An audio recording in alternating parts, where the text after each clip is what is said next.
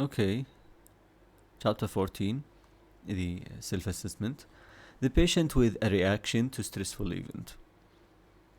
First question. 23-year-old man with a history of schizophrenia appears confused and withdrawn the morning after he was severely assaulted by a group of youths in the local park. He has no recollection of the event. Which of the following diagnoses should be initially considered? Acute stress reaction adjustment disorder, relapse of schizophrenia, intracranial hemorrhage, post-traumatic stress disorder. So, because the symptoms are within some kind with 24 hours, we are talking about. So what's the question? Which of the following diagnoses should be initially considered? Yeah. Of course you should consider intracranial hemorrhage. So it is vital to robustly exclude physical etiology prior to attributing symptoms to any psychological cause. And, in this case, that include intracranial hemorrhage that may be secondary to head injury. Okay.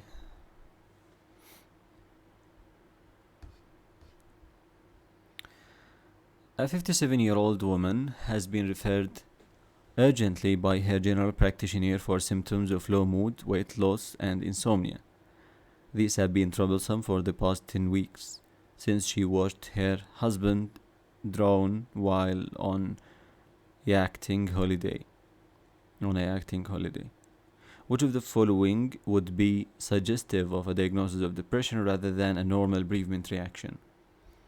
Thinking that she would be better off dead, difficulty concentrating on watching the television, inability to tend to her self-care or get out of bed, extreme guilt for not making her late husband wear a life jacket, hearing the voice of her late husband while lying alone in bed.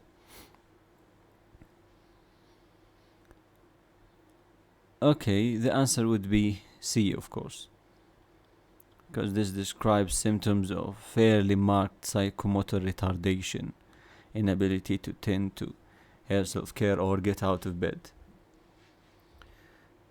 because that would suggest a depressive illness that has developed from the bereavement reaction.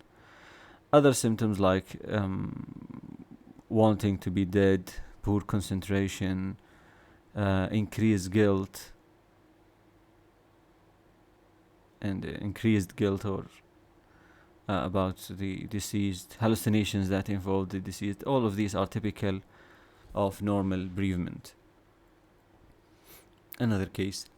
28-year-old woman has signed off her job in a call center 2 weeks ago with work-related stress. A month after she has prompted to a supervisory position in a new department, she has no psychiatric history and denies substance misuse. At interview, she tells you she feels unable to cope with the demands of her new role. She is sleeping well and continues to enjoy jogging on a daily basis. Which of the following would be the most appropriate diagnosis?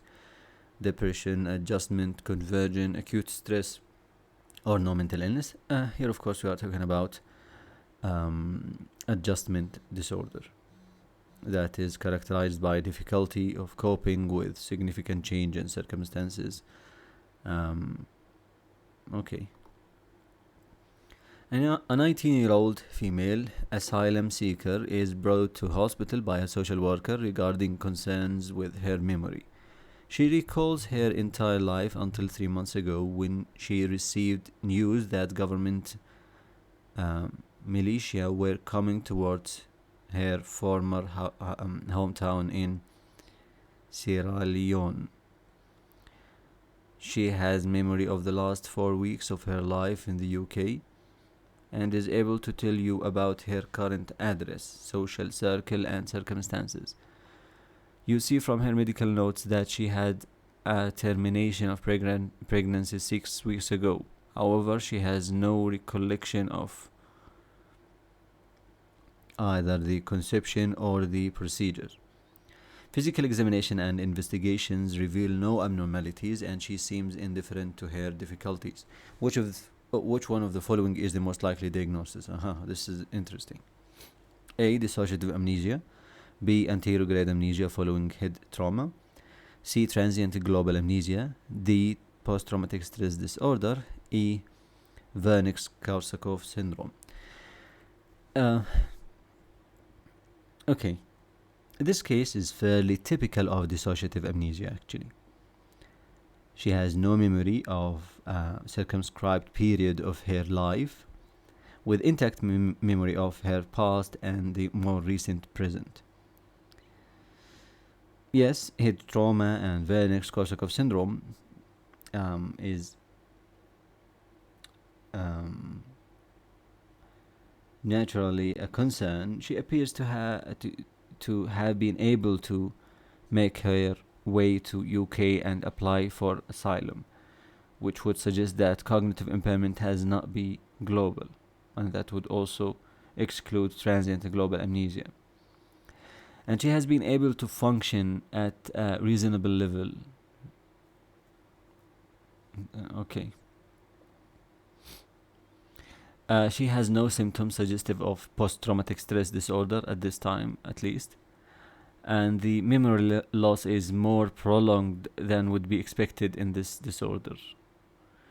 In terms of stressful events, while she is unable to recall anything, she is seeking asylum for an area in which human rights violations are widely reported. The fact that she was pregnant with no recollection of conception or termination may suggest that she has been a victim of rape, which would be the traumatic event in this case. Okay. Now for the extended questions. Here we have stressful disorders, stupor, dissociative anesthesia, depersonalization disorder, functional seizures, functional paralysis, psychogenic amnesia, fugue state, hysterical blindness, dissociation secondary to psychoactive substance use, and dissociative identity disorder. Again, stupor, anesthesia, depersonalization, functional seizure, functional paralysis, amnesia, fugue, hysterical blindness. Okay. Assuming physical causes have been excluded, which of the above would be the most likely diagnosis for the following? Okay, let's start with this. 29-year-old mother of two with a history of depression and a family history of epilepsy.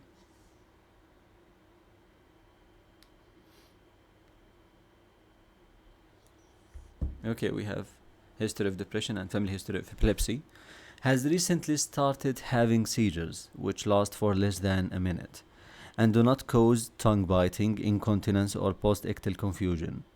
She denies alcohol or drug use and seems indifferent to her predicament. Okay.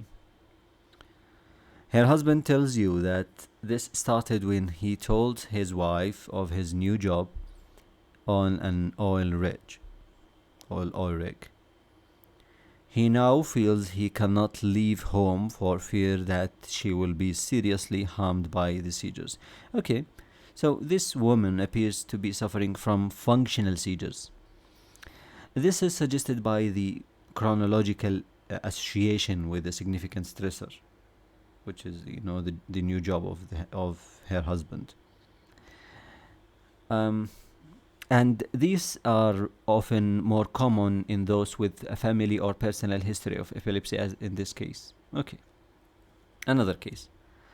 A 46-year-old businessman from a distant city is brought to hospital by the police after apparently trying to withdraw money from building society and being unable to remember his name. At interview, he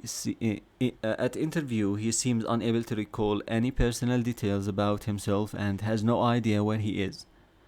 He is carrying a bundle of business cards for a company that was recently reported to have gone bankrupt.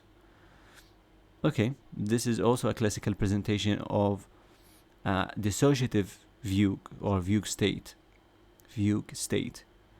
because this man is unable to recount any personal details and appears to have traveled from a distant city. And note here the possible severe stressor of being involved with a company that has recently been bankrupted. Okay. A 21-year-old male prisoner complains of lack of sensation in his right arm, anterior abdomen, and left leg. Neurological examination is otherwise normal.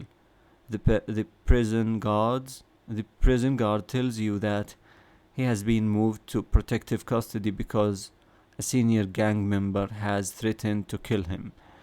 Okay, so the patient here has dissociative anesthesia. This is suggested by the chronological association with significant stressor here, and the non-dermatomal distribution of signs, and otherwise the normal neurological exam, of course. Another case, an 18-year-old tells you that she feels like she is in a bubble and feels that everything around her appears to be unreal and distant from her life. She has no psychiatric history and was fine until yesterday. Her parents tell you that she returned home from a rave party only a couple of hours ago. So I think some options should be about so she has dissociative symptoms, of course, depersonalization in this case, and she may have some psychoactive substance use here, so that would be the case. Dissociation secondary to psychoactive substance use. Okay, another question. Diagnosis following stressful events, maybe acute stress reaction, post-traumatic stress disorder, moderate depression, adjustment disorder, bereavement response, acute transient psychotic disorder or alcoholic hallucinosis, panic disorder, convergent disorder, temporal lobe epilepsy, and musculoskeletal injury. From the options above, which of the diagnoses would be the most appropriate for the scenarios below? The wife of a 35-year-old Royal Air Force pilot has been hearing the voice of her husband, who was recently killed on duty in Syria. She has been feeling very low in mood since his death. So this is bereavement. An 18-year-old man complains of pains in his neck and right shoulder that seems to have developed shortly after he was driving a car that had a head-on